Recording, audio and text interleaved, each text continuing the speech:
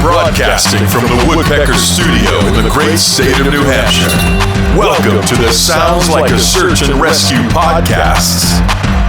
So You Wanna, a vignette series where we share post-hike reflections, challenges, lessons learned, and essential insights to prepare you for your next adventure in the White Mountains and beyond.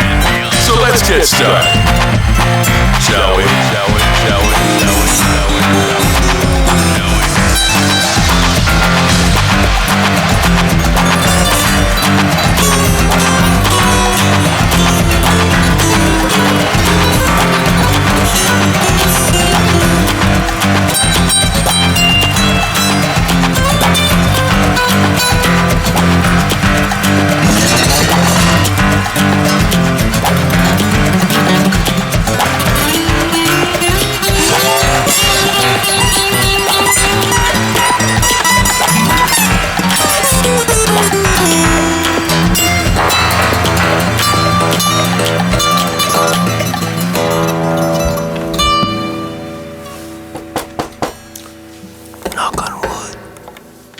All right, Peter. So here we are on another episode of Slasher's So You Wanna.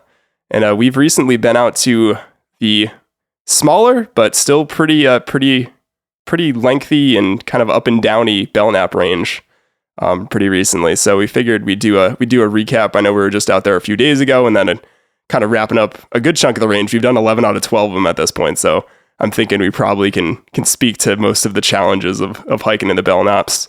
A couple weeks ago, I think it's about 2 weeks ago now, we looped kind of the northern end, and then we just sort of got back from looping, I guess, the southern or maybe your eastern sort of side of the Belknaps range. Would you like to introduce yourself, Peter, to the listeners maybe who aren't familiar with who you are and what you do? I've been mentioned a few times on various episodes, but good to see you again, Nick. Name's Peter. Let's see, I'm born and raised in Massachusetts, still live down here. I guess somewhat unfortunately, but I've always considered New Hampshire my second home. Even from a young age, we had a cottage in southern New Hampshire and was frequently brought north to ski. So, long history going up there from a hiking standpoint. My son, when he aged into Boy Scouts back in the mid 2016, 17, started getting outdoors a little bit more, doing more hiking with them. Got up to our first 48, I guess, was Pierce, and saw how much he really enjoyed doing that with the Scouts. So I, through a few years, started to try to foster that in him. So we completed our round of the 48 in late 2000. Obviously, with COVID, Awesome. There wasn't a whole lot of other things to do.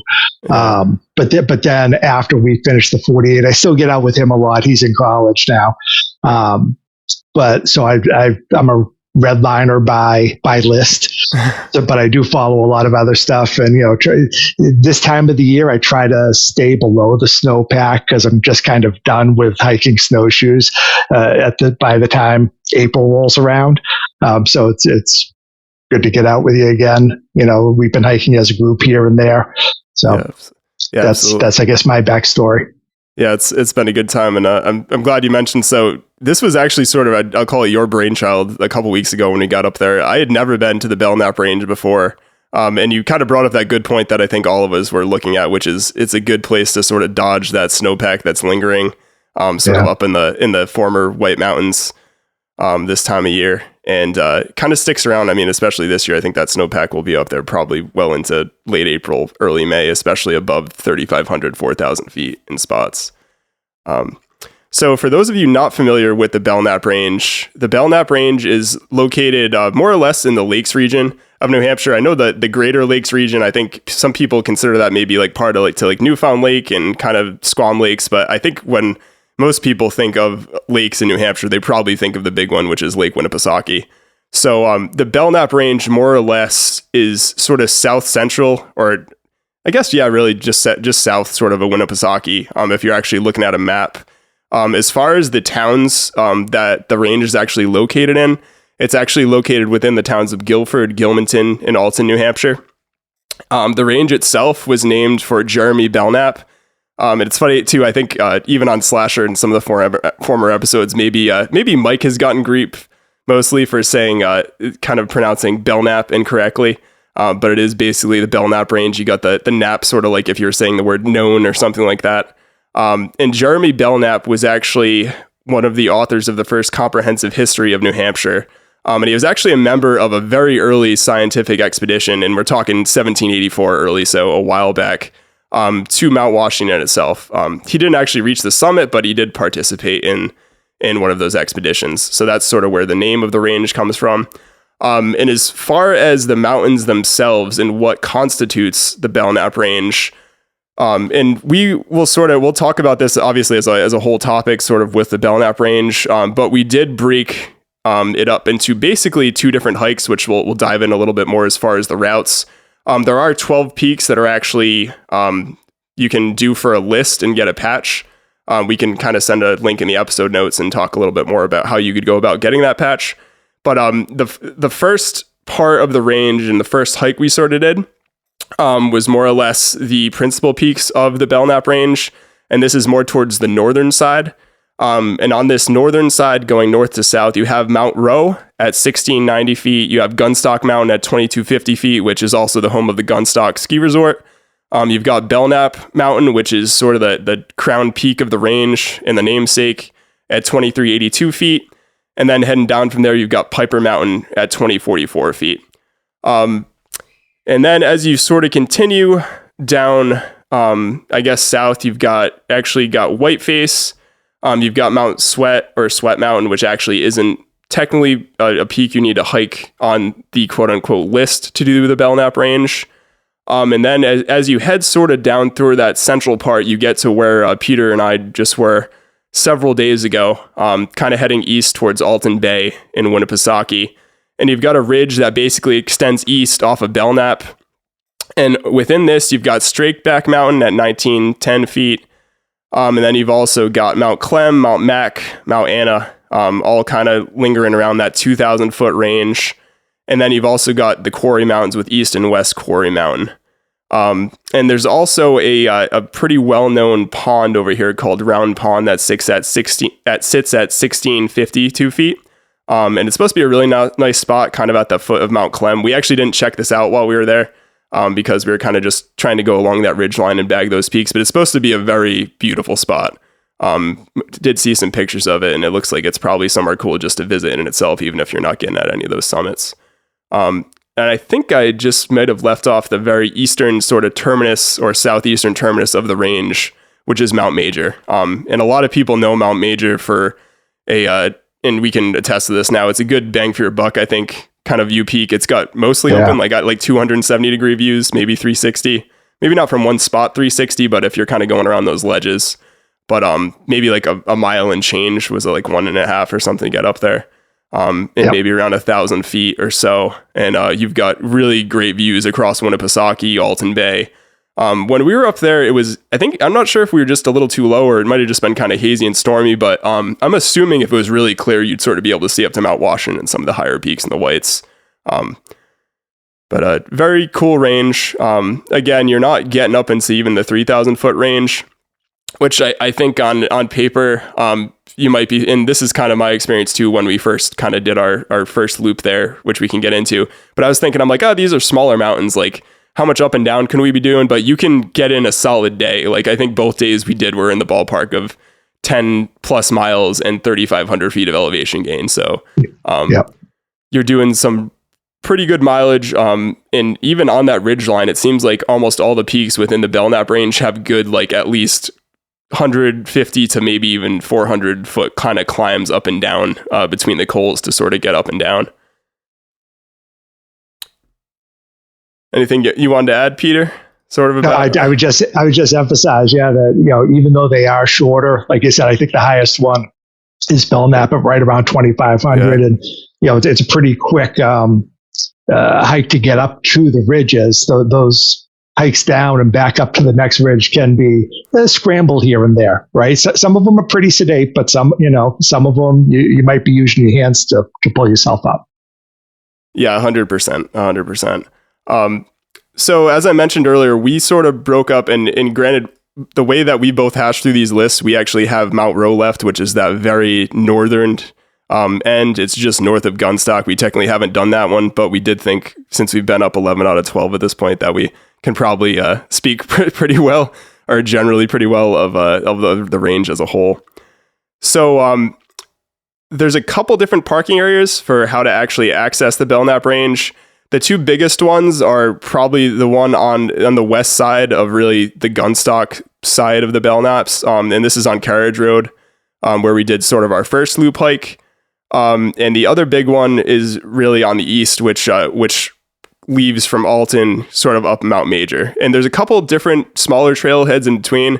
I think if you're hitting either side of the range, those are probably the two main ones. With Mount Major and how you're going up that, it seems like it's a little bit limited for options. There's like maybe 2 or 3 sort of trails that'll get you sort of up to the range, sort of up on top of it, where you can sort of keep going across the ridge. And then maybe on the Carriage Road side, when you're talking about Gunstock, like you have options to either go up to Gunstock or go to Piper. And you've got a lot of different little cutoff trails in between over here, but that's sort of your major trailheads. So the first loop that we chose, and really this was all Peter's idea. Peter kind of reached out to our group of hiking folks with sort of the idea, but we actually did a fairly large loop from the western side up Carriage Road. And this constituted pretty much of doing Gunstock, Belknap, Piper, Sweat, and Whiteface in a day. And we actually ended up reversing our direction. And this goes into a little bit, I know that Mike and Snop have been trying to highlight maybe potential places that you can get sort of maybe a brew or some food after your hike. There is a Panorama pub at the top of Gunstock Mountain that supposedly is open till 3:30 p.m. Unfortunately, we actually didn't get there and get to do it, but we made our decision of direction for the day based on the fact that we thought we'd be able to end on Gunstock and maybe get like a beer and some food, which it is what it is. Maybe just food for thought if you're kind of planning which way you want to go. But we actually opted to sort of head up to Piper first. From there, we sort of went back down southwest over to Whiteface, double backed up to Piper. Then we went southeast out to Sweat, and then we climbed back up over Belknap, and then down and up to Gunstock, and then went down, I think it's the Gunstock Mountain Trail that sort of heads down that western part from Gunstock. That's pretty steep. So that was a pretty solid day. Maybe you can call me if I'm wrong, Peter, but I think it was, what did we end up with, like around 11-ish miles? Yeah, like it was about 10 and a half, 11 miles, 3,400 feet of elevation, something like that. Like I said, coming back down that Gunstock Mountain Trail was pretty steep. So even though we weren't able to grab a beer on the summit, it was pretty quick to get back down to the cars to go find some. Yeah, and when we're saying steep too, and I mean, I kind of mentioned the elevation of Gunstock, where it's like you're looking in that like 2,200 foot range or something like that, but the Gunstock Mountain Trail that goes up that western side, it's around like basically a mile in like I think 1,100, 1,200 feet. Like it's steep, it's pretty rugged. We were going slow coming down in parts. Fortunately, that day again it was the very tail end of March, beginning of April. We kind of had a really nice warm day, but didn't really see a ton of snow or ice, really not much to contend with. But even with it being fairly dry, you're definitely going to be going slow and maybe sort of scrambling if you're heading down that trail to round out your day. I would say the Piper Trail heading up to Piper seemed a little bit more mellow, maybe a little bit more moderate grade heading off Carriage Road. And right away, it kind of blew me away a little bit, especially this side of the range, but there's really good views from a good chunk of this side. I think right off the bat, when we went up to Piper, you kind of end up on these exposed ledges, looking into sort of that bowl. And now I'm kind of realizing after what we did the other day and kind of going around that southeastern end, but you see really that bowl of that sort of two ridges in the Belknap range sort of encompass. You can kind of see up to Belknap Mountain with its fire tower on it. And you can kind of see off across to the eastern side of the range. And then I believe we also could kind of see the shoulder where Sweat's going out. But really great views right off the bat from Piper for not really a ton of effort. I think maybe it had to be, 1,000 feet probably up to Piper. Yeah, it was about that. Like right around there. So that was a cool spot. There's actually a little rock throne up there, sort of like the one on South Kinsman, if you've been up there, that I'm assuming someone must have made. But I think I shot a couple of us got pictures sort of sitting up in that throne on Piper. But it was really cool. And after heading over to Piper, like I kind of mentioned earlier, just in the summary, we went over to Whiteface. Pretty good down and up over to Whiteface. Maybe 300-400 feet down, something like that. I'm looking at the map now. It's down 650 and back up 300. Wow. Yeah, Okay. so you come back, and because it's a down and back, you got to come back up that 650. Yeah, so you got a good climb on the return. And over here we hit some ice on those ledges, which maybe just being more on the western side of the mountain, the sun hadn't hit them as much yet. So there was a couple spots that I know I ate it once and fell on my butt, kind of heading down the ledges. I think maybe Paul or someone else might have slipped out. So it was a little slow going. But once up to Whiteface again, you're just rewarded with these really nice open ledges. I believe Jake had his peak visor app out because all of it's kind of weird. Like I'm not as familiar looking with that direction, New Hampshire, to see what's out there. But I want to say we could see a couple different ski resorts. You could see Monadnock was really prominent. It was a nice clear day. And sort of all across southern New Hampshire. I imagine if you poked a little bit more west too, you probably could see maybe like Killington and some of those different Vermont peaks. But more or less kind of an open, like bald top on Whiteface, not really necessarily like a craggy peak or craggy ledge, but again, just really expansive, nice views looking out.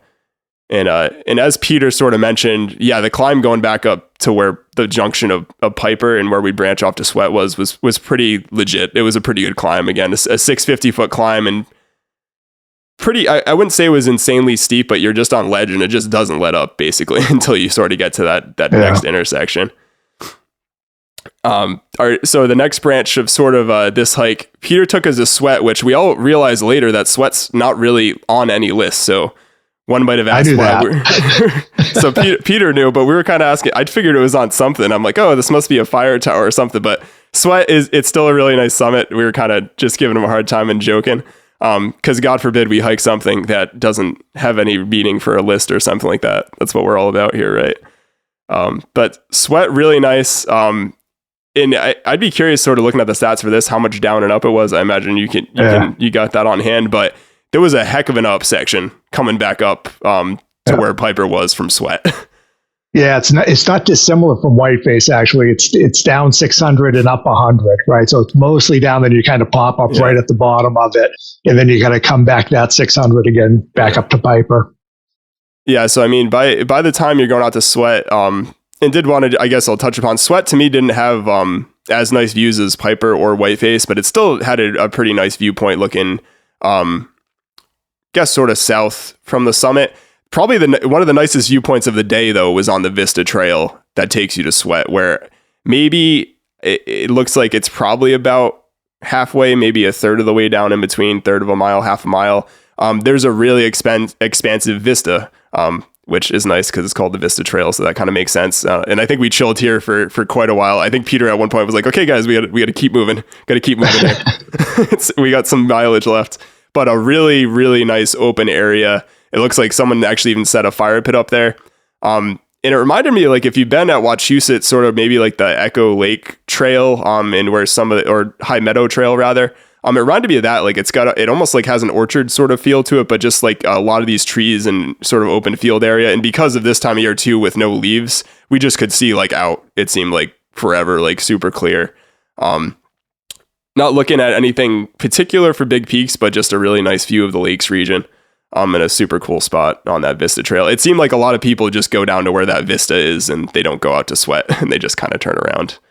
But that was fun, challenging. And I mean, by this point, when we're heading back up to Piper, we're probably you're probably hitting around 2,500 feet again. So a pretty solid day for being maybe, let's see, we were probably about 6 miles in, something like that, I think, to the day, before we rounded out just to get back up to Piper. So it was a solid kind of climb back up there. And then we started to make our way north, sort of up the range trail onto Belknap. So this is the first spot in the day too, where we happen to hit some ice and stuff. And there's some pretty good steep climbs. Probably like a good 600-700 foot climb from where you're looking at the col between Piper going back up to Belknap. And we hit a little bit of ice here, so we kind of had to, not enough to put spikes on, but enough where we were kind of really having to pay attention to our footing. And Belknap itself doesn't have really an expansive, like I think we saw a couple little ledgy views maybe on the way up to Belknap, or maybe even kind of the way down from Piper, technically. I'm kind of looking where that was on the map. But you're mostly in the woods, and then you kind of come to a junction of like the Red Trail and a few other trails. And from here, it was just a short way up, it looks like the Blue Trail, to actually get to the summit of Belknap, where there is a fire tower. I'm imagining the fire tower, I should have looked at this ahead of time, is open during the summer months for you to actually get a view up there. We were able to climb up to the platform just below the actual cabin up there. And it had pretty nice views. Like we were just above the trees. And if anybody's like me and has phobias of fire towers, it did not feel like sketchy at all. It was like a well-built, it didn't feel like one of those ones that's been refurbished from like the 1950s where like you're feeling it move and stuff when you get other people like up there. But, very easy to climb, highly recommend it. And, even though again, you don't have an expansive sort of ledge view from Belknap, you do have that nice view from the fire tower. So that was cool up there. And from here, that just left us with Gunstock left, even though we probably should have just kept going to row at that point if we had thought about it in the day. Hindsight being 2020. But we descended pretty steeply down from Belknap. In the col between Gunstock and Belknap, we did hit a bit of monorail. That's really the only spot all day we had to deal with it. Again, not enough really to put spikes on. With sort of the warm up, a lot of it had been decimated. And then I feel like this part too, even though I was getting a little gassed with kind of a flu coming on, or I found out to be a flu, but I feel like that climb going back up to Gunstock wasn't really too bad, like pretty moderate. And it looks like you've got maybe like another 200-300 foot climb from the col to get back up to the summit of Gunstock. And the summit of Gunstock is also the top of the Gunstock ski area. So it's always funny when you're hiking this time of year and you sort of pop out and you see people like skiing and snowboarding. There was quite a few people having fun up there. And the Panorama Pub, which unfortunately was closed by the time we got up there around, I think we got up there just at 3:00, and it looked like they had just closed. There was actually a lady that I noted up there that was sipping on a fresh draft. So I don't think we were too long away from being able to get some beers and some food, but it is what it is.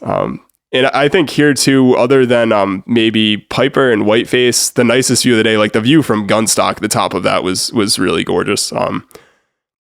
Most prominently, kind of directly to the north, you could see Mount Washington. It was clear enough, even though it was kind of the cloud ceiling, you could tell was dropping a little bit as the day went on, but really pretty view looking north right up to the presidential range. And then you've got Winnipesaukee sort of in the foreground. And then you got the ski slope. So really pretty, really scenic. And from here, we kind of had our food and sulked a little bit at the fact that we weren't going to get food and beer at the Panorama Pub. And we went down sort of the Gunstock Mountain Trail and back to our car. And as we mentioned earlier, very steep climb. Kind of glad the way it worked out that we did take Piper up. I think Piper was probably a bit more moderate unless you're just in the mood to get out of the car and bang out 11 or 1,200 feet than the Gunstock Mountain Trails for you. So that was, again, knocking out. That would have been 4 peaks that actually counted for the Belknap range that day, I believe, correct. Right? We got Gunstock, Belknap, Piper, and Whiteface. Sweat, really, I still recommend checking out Sweat, even if it's not on the list. I was kind of joking about that earlier. It was a nice little jaunt over, and a lot of fun. But yeah, that was sort of the first day that we hit a bunch of the Belknaps. And again, I'm going to note that if you do want to get row, you just have to continue down the ridge trail a little bit. And Peter had sort of looked up the stats from the other day, but it was about, if you just want row by itself, it's about like 0.7 miles and 500 feet, something like that. If you do want to just knock that out. So it would be, it looks like probably a couple more miles down sort of the ridge or north of Gunstock to get row. You could really easily bang it out with a car spot. if you wanted to sort of add that on to the day that we had, and I don't think it would give you too much more elevation gain. It's only sitting at 1670, so you're descending mostly from gun stock and then going up a little bit to Mount Road to bang that out. So anything you want to add on that first sort of loop hike day, Peter? No, I mean, nothing so much to add to our day on the hike. I'll just probably throw in, though, that, from a broader planning standpoint, if anybody's looking to go out to this area, there's a lot of different side trails that you could modify your route to make it longer, shorter, whatever you wanted to do. Like Nick had mentioned, we went out and back a couple of times from Piper. You could have, if you got back to Piper on one of those and just thought you were done with the day, go back down the path to your car on the carriage road, and don't go up to Belknap and Gunstock. Or there's a couple of trails that come down off of the backside of Belknap that land on the carriage road that might lead to a short road walk back down to your car. But there's a lot of options depending upon how long you want your day to be. Yeah, I'm glad you called that out. And I did want to mention too, and we were even noting this the other day, that this range, especially if you haven't been over here before, you absolutely want a map on you. Obviously, we always talk about sort of on Slasher and stuff that you want a map and you should have a map. It's one of the essentials. But we found, especially on the hike we're about to talk about, that there's just a lot of little connector trails, and you got to pay attention to where you're going, because even we actually admittedly missed the turn on how we sort of planned our next loop that we're going to talk about, and sort of had to. It wasn't a big deal, but you got to pay attention. Some of these junctions where there's maybe 3 or 4 different trails to lead you sort of different directions along the range. And some of them might lead you further from your car than you'd want. That being said, there's roads that sort of access the whole outside ring of the range, but you definitely want to have your map and look at your route ahead of time, because I think a lot of times, like if you're hiking the 4,000 footers, there might be only 2 or 3 trails you got to worry about all day. And even we were remarking, you're not as used to when you're in these open woods. You might be actually looking for the trail a little bit more than normal, because you're not in this corridor of like crummelts or thick hardwoods or thick sort of softwoods where it's almost impossible to get off trail. Like you kind of know where you're going. So just a little bit different than the whites. So that was our first experience in the Belknaps. Had a lot of fun. And then we were both looking at the weather this past Friday, and kind of, I guess, sort of had the same thing in mind, again, continuing to sort of dodge the snow. I was thinking maybe Cannon, and then Peter's like, well, I was thinking the same loop in the Belknaps that I'd sort of looked at, which was cool. So this next loop that we had planned out would take us over, and this is not in the actual order that we did it. This is just sort of how I fired it off on all trails. But it would take us over Mount Major, Straightback, North Straightback, Anna, Mac, Clem, Rand, West Quarry, East Quarry. So that's a good chunk of the other Belknaps. Like I said, we're 11 out of 12 after this hike. And we'll I can probably attach like a sort of the link to the list if you do want to fill that out in the show notes, along with some of the other resources. They have a great website for the Belknap range. That's super informative if you do want to dive into a little bit more on trail descriptions and stuff, and get a little bit more in depth. And this loop was pretty similar in all trails, which I always tell people I do use all trails. I like it for route planning and stuff. Probably we'll get into using Gaia or something a bit more advanced eventually. But all trails pretty much lied on the elevation gain for this one. I think we missed it by about 700 feet, and it missed on the mileage. So the original planned route that we had was sort of starting on Major, and then we were going to head back up over towards actually North Straightback, and then kind of go through the quarries, and then do Matt Clem and kind of head back east. We ended up doing the opposite, which we'll talk about in a second. But I had like 10 miles and 2,850 feet in my planned route. I think for the day we ended up with around 11 miles and like 3,500, something like that. Yeah, around that. So it was a good day. More up and down than we did the other day, just because of the more peaks, even if it is like 150, 200 foot up and then going back down. But could definitely, I think we both agreed, you could definitely feel that little bit of difference on your legs, as opposed to maybe climbing a 4,000 footer and you're kind of heading up 2,500, 3,000 feet and then going back down. Like this was like a up 1,000, kind of down 200, up 300, kind of, you get the picture. It was sort of like that really all day until we were coming down from Major. So kick this one off again at that trailhead for Mount Major off of it looks like Route 11, the Mount Major Highway on the eastern side, or I guess sort of southeastern end of the Belknap Range. And from heading up the Mount Major Trail, originally we wanted to go over to North Straightback. And we realized, and this is actually a completely true story, but we were in really in-depth conversation about the health insurance industry for various reasons. And we realized that we actually had made our way over to not the summit of Straightback, but sort of the western side of Straightback on one of those little sort of link trails or ladder trail that sort of goes between these two sides, these two ridges of the Belknap Range on that eastern side. So that was kind of fun, but we were kind of like, whatever, we already went far enough up to almost the summit of Straightback. So we're like, we're just going to go west from here instead. So we sort of made this sort of southern end of the loop first instead of the northern end of the loop. And then after Straightback, we'd hit our first official Belknap summit for the day, and that was Mount Anna. Kind of descend a couple. So initially, I want to say up to that junction, was it like 700 feet, something like that, where we split off for Straightback? Yeah. Yeah. So, and then maybe like 100 or so foot climb up to it wasn't the summit of Straightback technically, but we were effectively on it. Like we were probably 50 feet short. Like it was just further up through the woods to the east when we double backed. And then you're descending to a coal again, a couple hundred feet, and then maybe like, I don't know, 150 feet up to Anna. Like that climb seemed like it wasn't too bad through the woods. I don't remember anything for views on Anna at all. No, I don't think most of the summits through here are honestly wooded. You might get some views on ledge. More often than not, I felt like when you were in between the summits. All the summits have a little block of wood at the top of them that marks them, so you know that you got there. But it's not a real defined peak most of the time. Yeah, it wasn't characteristically the same as sort of that, I guess, that northern or northwestern side where it was a little bit more expansive views. I know we did hit some ledges, like on Straightback probably had the second most ledges of the day, other than like Mount Major, which we kind of ended on. And I'm kind of glad Peter did have the initial idea too of like, let's finish on Major.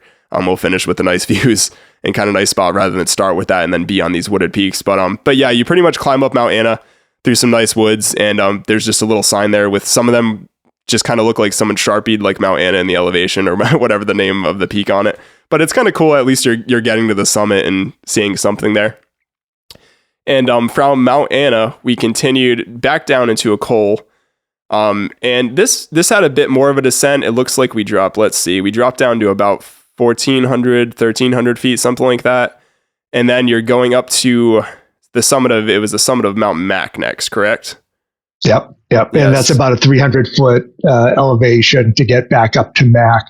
And just there is at that point, you're doubling back on the Mount Flem Trail, but you do need to extend past that trail junction just a little bit to hit the summit. Right. I'm glad you called that out. And yeah, I don't remember this being, it's funny because this trail, and like, even if you look on the map, it does almost appear like it starts to switch back a little bit here and there, but the last 100 or 200 feet pretty much went straight up. Like it looks kind of angled, but it pretty much goes straight up ledge. And on Mac, it looked like there was some sort of, I don't know, basically like a weather station, or maybe kind of it wasn't a cell tower, but there was some sort of structure up there with solar panels and stuff that we had seen. And you had this little open view, sort of the southwest. I know we could like pick out Monadnock and a couple of the ski resorts out there. But again, not as expansive as something like you'll see on Piper or anything like that. But it was still nice to get a little poke of a view out here and there. And as Peter mentioned, it is just a little bit past where you'd split off for Clem, so we did double back again. And this felt like a really easy descent, and it looks like it was maybe like, I don't know, 200 feet down, 300 feet down from Mac, and then you head up to Clem from here. Clem's just over 2,000 feet. It was pretty much, I think, almost our highest summit of the day, or the highest summit of the day, like Wachusett height. I feel like this one wasn't too bad, and it's funny. I had been chatting with Peter kind of that day and mentioned, I feel like to this point, I felt like it wasn't really aggressive. Like we didn't have any sort of climbs that were like the other side of the range. And it pretty much ended from that point, because I think every little mountain we had had a pretty good little scramble or something up some ledge as we began to make our way back east towards Mount Major. So down here, we had a pretty steep descent heading east onto Mount Rand. I remember we went past a cool section of some old granite, like rock wall or just rock wall that must have been used sort of as a land boundary way back. And kind of started to hit our first like sort of mossy, ledgy sections of the day. Though I did trip on some moss that was wet and hiding underneath some pine needles on Mac, which was fun. Wasn't any worse for the wearer, but it was a fun little experience. And then Rand, yeah, you can see it kind of goes straight and you start diving into that coal, settles are out around maybe 1,500 feet or so. And then you've got like a good it looks like about a 350, 400 foot climb up to Rand, something like that.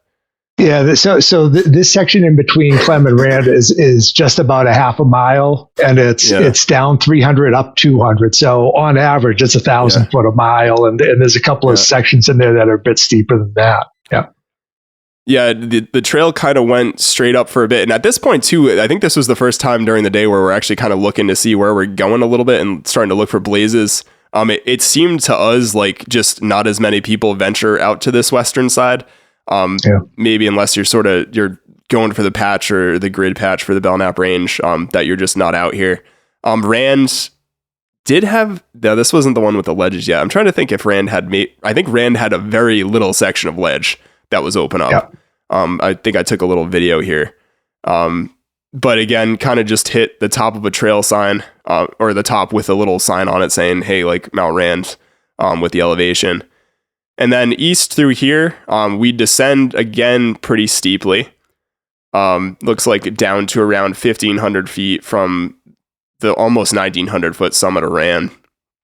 And then we'd continue on our way up to West Quarry from here. So that was a pretty good sort of climb down, and some nice open forest here. I believe this is why, because that's where there was a little private road that comes in sort of from the north.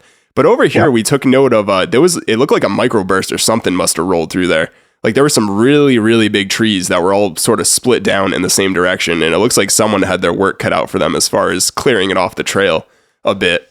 And over here too, there was a cool little historical sign that mentioned how, and it makes sense, called the Quarry Mountains, but there was a quarry here and people used to basically mine the rock, I guess. I don't know if mining the rock is the correct term. But used to split that off, and they actually used it. I know they mentioned in like constructing things in Laconia and some of the Lakes region areas. So kind of just a neat little piece of history. And we did see, I know Peter spotted and pointed out to me about some like old steel cable or something that people must have been using in that process back then. And it sounded like there's some little artifacts lying around there. Continuing up to West Quarry, there is a section that splits in two. There's one, basically the trail bypasses ledges or goes over the ledges. I was slightly disappointed, and I mentioned this to Peter, but by these ledges and how expansive they were. This was a nice lunch spot. We decided to lunch here, but if you were picturing ledges like something like Welch Dickey or something, it's much smaller. It still was a nice little view, and maybe a couple hairy areas. We were kind of saying if you were up there in the winter and you didn't know where you were going, there was some interesting side hill, and some scramby little sections. Certainly nothing that you wouldn't see hiking up in sort of the 4,000 footers. But again, for a peak that is shorter than like something like Wachusett, the backside of it, like this northwestern side, it seemed like of all these peaks were just really short and steep. I'm not sure geologically if it's from the glaciers or exactly what causes that, but it seemed like the eastern climbs were all a lot easier than sort of the western, northwestern climbs heading back. After having some nice lunch on the ledges, went over West Quarry. Another trail split here that you sort of need to pay attention to. And it's clear on the map that there's that ladder sort of link that heads south back to the other end of the range if you wanted to, that we had already crossed through. But I remember looking there and both of us kind of being like, okay, make sure we're heading towards East Quarry. Like we don't want to go back that way again. Yeah, and just to keep in mind here, just because I'm looking at the map on it too, is that the actual summit of West Quarry is I'll call it a short bushwhack. I mean, there's a clear herd path that goes out to it. But glad you mentioned that. Yeah, we didn't want to get called out for not correctly going over the summit. of the mountains, and claiming that we were on them when we weren't. Yeah, that's a good note. And like it was maybe like, I don't know, 20 yards, not even. You could see the cairn sort of off trail, but it isn't where the sign is. You could tell there was another point that was a little bit higher. So on to East Quarry Mountain from here. This, I feel like, was a pretty easy area. There was a little up and down that didn't really appear on the topo map between west and east, but for the most part, you're kind of just riding the ridgeline here, and then kind of going up and over East Quarry. East Quarry, I'm kind of blanking on what it looked like at this point. I feel like there wasn't a view and bunch of woods. Wooded. Yeah, just woods. That's probably why it wasn't. And this is getting late in the day after lunch, and we're probably just like, yeah. We're a little bit heads down, maybe two heads down too, because so this is funny, but we're headed in. You'll notice on most maps there's a cave section coming off East Quarry, and it was right along here that we saw where the trail went. I'm like, oh, that looks kind of icy, so like let's go in the woods and we can just cut to the trail further up. And from here we ended up going down towards the caves, which look like more or less herd paths from people just probably going down there and exploring. But we realized we were pretty off trail at one point. Not like a quarter mile or anything crazy, but we realized like, yeah, we're not going in the right direction onto North Straight Back like we should at this point. So just something to keep in mind. Just pay attention to where the blazes are. Again, it seemed like just not as much foot traffic through here, though. I think going up East Quarry, we did see like the only couple people we saw all day other than when we first started. So we had some that was another thing to mention, is like we were here on a Friday afternoon in April. It was beautiful out.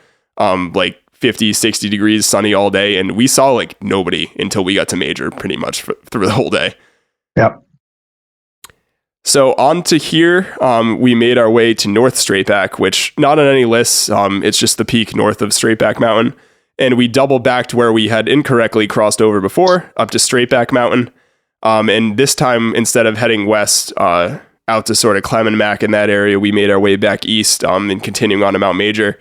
Straight Back had some pretty nice ledgy views and kind of a really cool cairn with a sign just marking all these trails branching off in different directions, including the Jesus Valley Road or Jesus Valley Pond Trail, which I thought was interesting. Not sure what's going on there, but I think that might harken back to Alton Bay. I think used to be a pretty strong religious commune type area. So my guess, and it is a guess, is probably harkens to that. Okay, cool. Yeah, write in or comment on the socials if you guys know what sort of the origination of some of these trails and names are. Like, I mean, it's funny because we're trying to sort of prepare for this, obviously, and give some insights, but I'm just with given the area and the amount of trails, like if we were to actually go through a full trail description of everything in the Belknap range, we'd have like a 5-hour podcast easily. Like there's so many trails and connectors and options for loops and stuff. We just picked what seemed logical for us to try to hit a lot of these peaks, but you can certainly spend a lot of time looping around here. And probably worth mentioning too, I don't think we touched on yet, that there's actually basically a Belknap redline patch that you can also get for redlining the Belknap range, right, Peter? Yeah, and I think it's about 70 miles of trails, right? So if you think about what we did, in inclusive of all the doubling back, we probably hiked maybe 20 miles, 18 miles of pure trail. There's still a lot left to be explored that takes you up into various areas. Yeah, a ton. A lot of little nooks and crannies around sort of Winnipesaukee in this area, and a lot of different little crags and up and downs that really don't even have names to them or aren't really named summits. In any event, Straight Back had some decent views. Nothing like Mount Major, which was our next destination, and this was where we started seeing some pretty good ice on the trail. Again, I think we were also just being stubborn at this point. Like we're not putting on our spikes with like 8 or 9 miles in or whatever. But there was some pretty icy spots heading down from Straight Back down to the col between Straight Back and Major. And you've got a pretty good descent from here. From Straight Back, looks like you're going down to, you see, Peter, like, is it like 1,400 feet almost you're going back down to, something like that in that col? Yeah, it's I think you're down around 1,500, but you go down 300 back up 200 to Major, and even that 200 back up is pretty sedate, right? Yeah, once you start climbing back up, and it's funny because we kept coming to these areas of open ledge and like expecting it to be the top of Mount Major, And I think it's not like a false summit kind of deal, like you're going Mount Adams. It wasn't that dramatic. But yeah, like heading that direction from Swaitback to Major, we kept expecting it to just finally open up. And then like, I think by the third or fourth clearing we finally hit, we're like, okay, there's the top of Mount Major. And this had by far the nicest views of the day. It looks like there's a little foundation someone built up there or left that's on the summit of Mount Major, but almost completely 360 degree views, looking all around, taking in sort of Winnipesaukee, the Whites to the north. You can see Gunstock and sort of the other northwestern sort of side of the range. And some really, really nice lake houses too. We're also looking at out there. You see people with these mansions that are on basically like their own little island out there, which was cool. Yeah. This was my only complaint about Mount Major is that, and this is no joke, is that there were actually a group of probably like I can say like college age because I'm older now, but like college age guys and folks up there, and they were actually like mixing and like playing like EDM music, or like I'd almost say like elevator music kind of up there. So it wasn't the most peaceful of the summits, but it was a beautiful view just the same. Yeah, it was very strange because legit mixing board and speakers and a laptop and what they a little bit on that foundation that was up there because I did a little bit of research on that. Was in 1914 a gentleman by name of George Phippins purchased the summit of Mount Major for $125. So think about it. It's like, I don't even know who do you go with? Like, here's my $125. That summit's mine now, right? Yeah. And he built a stone cottage up there that was intended to be used by all. So it would be left open for people to go in and use as a refuge on the mountain. Apparently, the roof to the structure was consistently blowing off. So at one point they abandoned it, and eventually the town of Alton took the summit back for back taxes during the Depression. So a little bit of history. Cool, that's very interesting. So there you go. That's the story behind the foundation up there. That's amazing. $125, huh, to buy the summit of Mount Major. Buy the summit. I mean, again, who do you pay for that? I don't know, but yeah, that's awesome. Yeah, we hung out here a little bit, took in the views a bit, and then started to make our way back down. And this was definitely the worst ice of the day. I was in front in one section and realized that I led us down basically a section of entirely iced ledge, and we had to sort of backtrack across. Again, being stubborn, if we could have put our spikes on if we really needed to and sort of crawled across. But in this section too, it was evident that the trail was much more eroded, and it's almost like people were kind of doing their choose your own adventure. We kind of noticed just the trail corridor was super wide, especially compared to like saying when we were around like Clem or something. You could tell just a lot of people get up and down it, which is good. But over time, I'd feel like it might become an issue as far as preserving the trail, because it's got to be like, I don't know, 15 yards wide. It seemed like in some points as far as where people are actually sort of cutting through the woods to get around stuff. Yeah. And this was a pretty steep descent off that summit cone of Mount Major. You're talking like, gosh, like it looks like 300 feet in 0.2-ish, probably something like that. It felt like just a lot of really icy ledge. It seemed like if it was dry, it'd be pretty manageable, but we kind of had to take our time coming down here. The cool part was just really nice views looking down into Alton Bay, like the entire time until you sort of hit the woods. And then from the woods here, it was smooth sailing. I think we didn't mention on the way out too, but like from where you branch back on the Mount Major trail, like maybe like a half a mile out from the parking lot, it's actually all like just crushed gravel and like graded footpath. So it kind of felt like we were just stepping back into like almost like the Flume Gorge or something, into this really nice trail, kind of a far cry from what we saw in other spots. And back to the parking lot, and that was pretty much a day. We did think about hitting the northern peak of Mount Rowe, but it was sort of later in the day, so we'll have to get back for that one some other time to sort of cap off our Belknap range patches. It was a lot of fun. Dodged most of the snow and ice. I know, like, still seeing a lot of pictures of people up in the Whites as far as this is like mid-April, started dealing with the snow that's to be expected. So it's nice to escape that for a bit. Never had to break out our spikes. We did both carry spikes with us. Good time. No, I'll just add in, right, the parking lot at Mount Major, probably 20 to 30. It's a legitimate paved parking spot. Yep. Clearly, this is a very popular area. And as Nick mentioned, we were there on a spring Friday, so there was probably a dozen cars in the lot, but you wouldn't be pressed for space. But I can imagine on a July Saturday, they're probably parked up and down the street. There is no fee to pay. At the lot, there is a contribution box if people want to leave money. And I noticed at least that there was 2 porta-johns there that if people needed a bathroom. Yeah, that's perfect. And you're making me realize too, Peter, we didn't mention Carriage Road too, was a dirt road, but I think you'd be fine to go down that with a sedan or whatever. It was nothing crazy. I know we went down it kind of in your crossover. Yeah. And a little bit more limited parking where Carriage Road was. Like you can park up and down that road, but it wasn't like a nice open paved lot like the Mount Major side. Yeah, you might get 10 cars there, safely, especially if you had a couple that you could double park in. Yeah, and I didn't mention either. Like we did the Carriage Road one and sort of that northern loop on a Saturday and didn't get there even particularly early, and we were still able to find parking. So again, I think just a little bit less popularity. It's nice to check out these places. I mean, I'm super guilty of just kind of really going, granted this is a bad example because it is a list, but checking out some of these peaks that aren't necessarily in the White Mountain National Forest in New Hampshire. There's really some nice spots, some nice vistas, and some really challenging routes. Like, I mean, if you did a traverse of the range, I think it's in the ballpark of 17, 18 miles and like almost 5,000 feet of gain.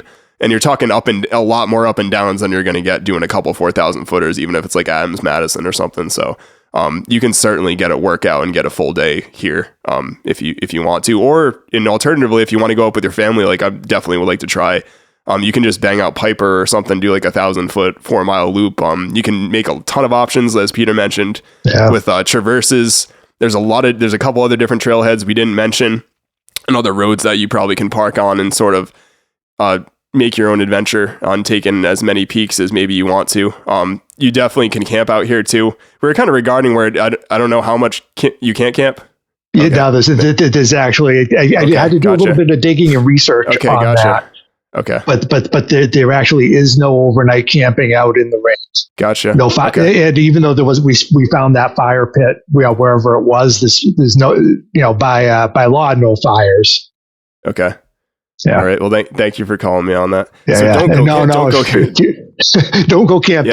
Yeah. Don't go camping out there.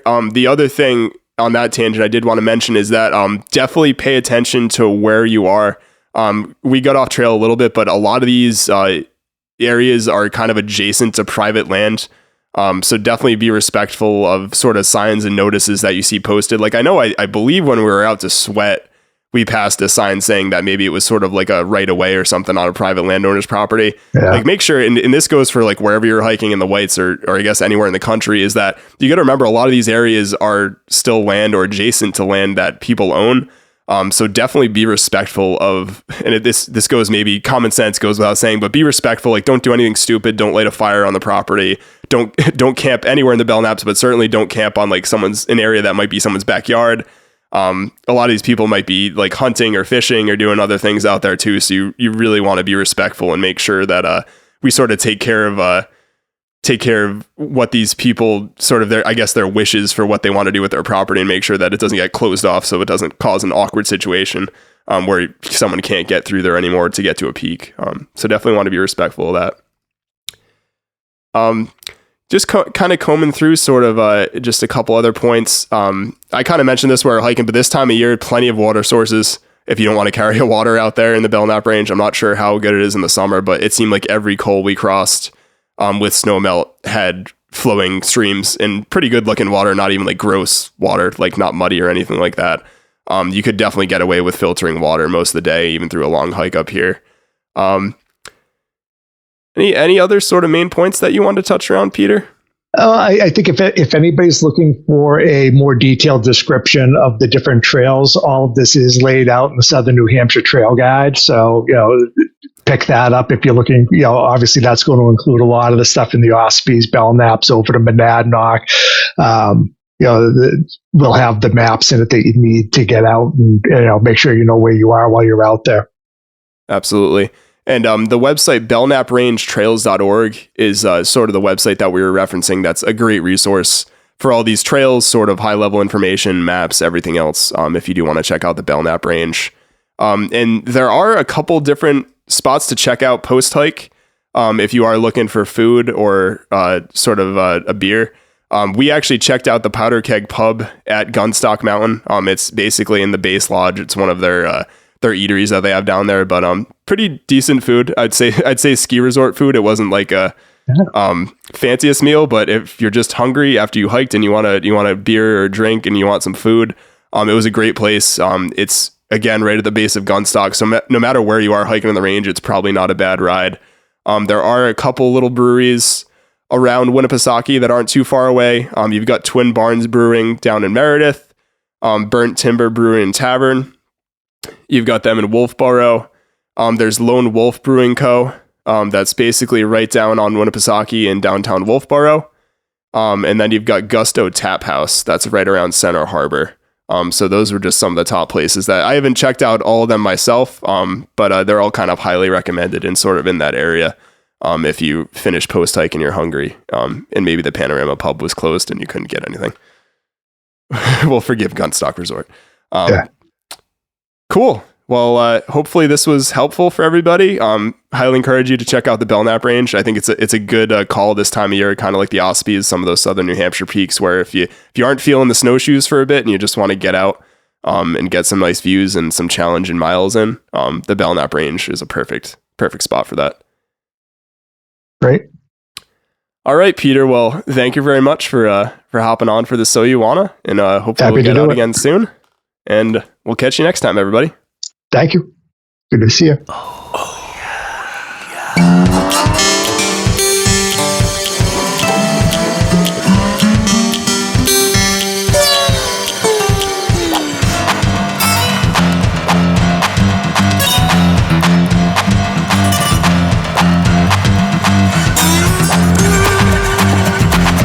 Thank you for listening. If you enjoyed the show, you can subscribe on Apple Podcasts, Spotify, or wherever you listen to podcasts. If you want to learn more about the topics covered on today's show, please check out the show notes and safety information on slasherpodcast.com. That's SLASR podcast.com. You can also follow the show on Facebook and Instagram. We hope you'll join us next week for another great show. Until next time, on behalf of Mike and Stomp, get out there and crush the peaks.